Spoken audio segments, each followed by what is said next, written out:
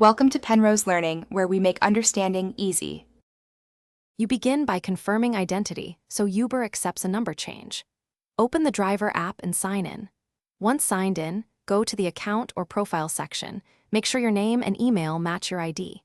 Have your government ID image and your new phone nearby because you will verify via SMS.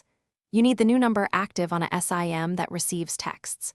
While doing this, keep the app updated so menus match these instructions and you avoid errors.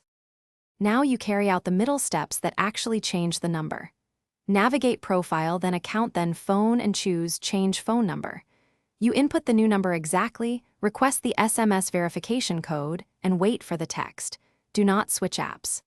If Uber asks for additional verification, upload the requested ID photo or take a live selfie.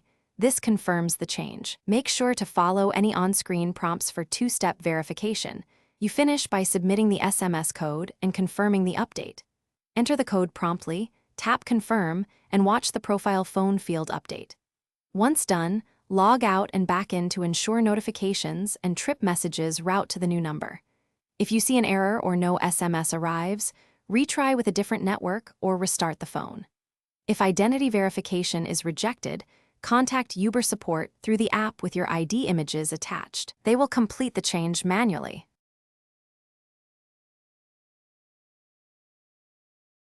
Thanks for watching. If this was helpful, leave a like and consider subscribing. See you next time.